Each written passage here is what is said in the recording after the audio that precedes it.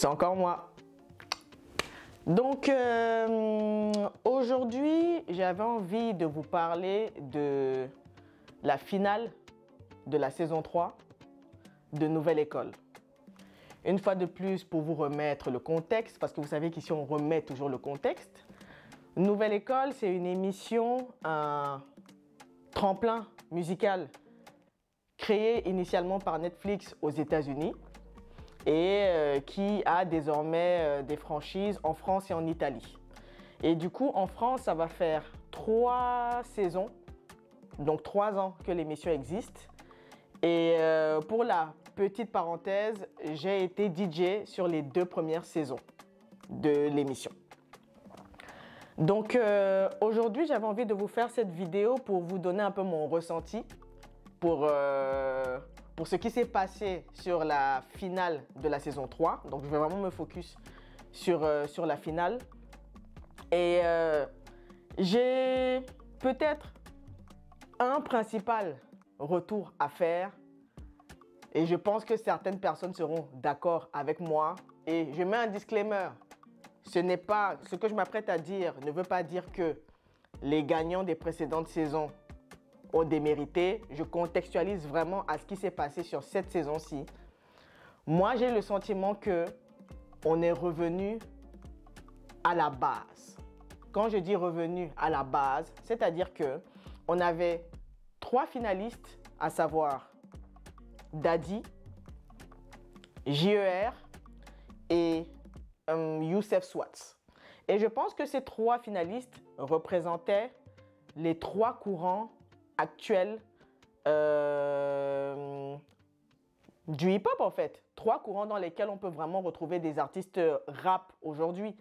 C'est-à-dire que si je dois faire des comparaisons, pour moi, JER, c'est l'école pro Kanye West en termes de folie, en termes d'expérimentation. Daddy, c'est l'école nouvelle scène côte ouest ou un peu inspiration Atlanta. C'est-à-dire pour moi, il me fait penser à Lil Baby. Il me fait beaucoup penser à Lil Baby. Je sais que musicalement, ça n'a très certainement rien à voir, mais c'est ce qui me vient en tête.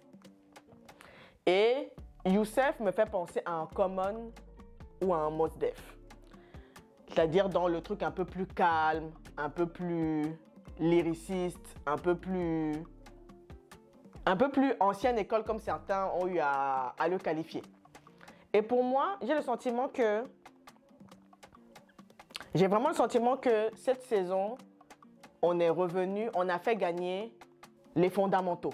On est revenu aux fondamentaux. Je m'explique. Le rap, effectivement, il a changé. Il y a toute cette dimension d'autotune, de prod super technique, de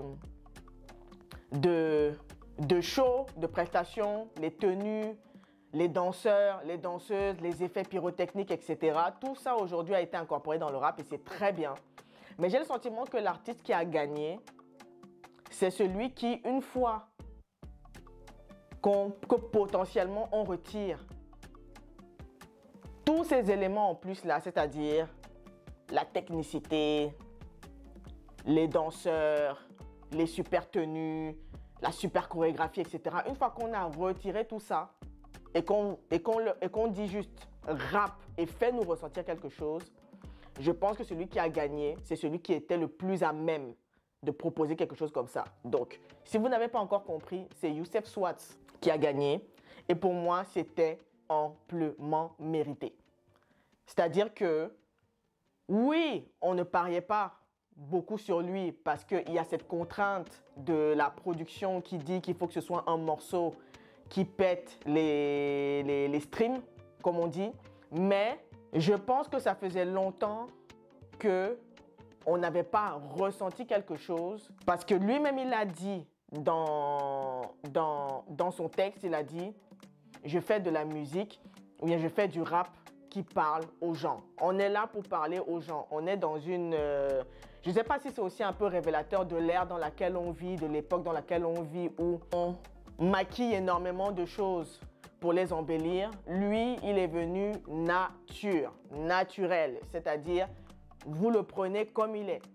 Et je ne dis pas que les autres ne le sont pas, mais si vraiment, mon avis personnel, une fois de plus, si vraiment ce battle, pas ce battle, si vraiment cette finale, c'était pas de danseur, pas d'instru, pas de tenue super fancy et juste quelqu'un qui vient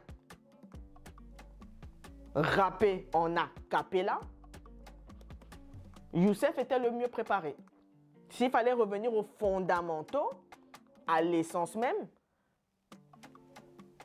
Youssef Swatz était le mieux préparé.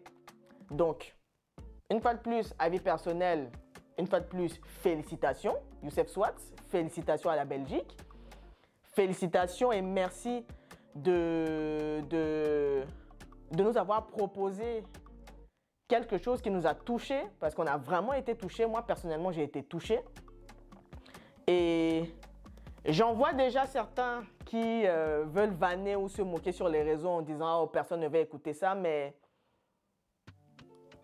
je pense que pour une certaine partie du public rap, on est à des âges où on a peut-être envie d'écouter ce genre de morceaux. On l'a bien vu récemment aux élections. Ça réclamait des morceaux d'artistes conscients, d'artistes engagés. Et je ne mets même pas Youssef Swatz dans la catégorie de rappeur conscient ou rappeur engagé. C'est juste un rappeur qui est accro aux fondamentaux du rap, qui revient aux fondamentaux. Et ça fait plaisir de voir le contre-pied de faire gagner un artiste comme lui dans une compétition comme Nouvelle École qui répond plutôt aux standards de tout ce qui est mainstream. Parce que JER, il est alternatif, mais il est d'un alternatif qui plaît au mainstream. Ne nous mentons pas. Donc, Youssef Swatz, une fois de plus, félicitations à toi. On va continuer à diguer ce que tu proposes.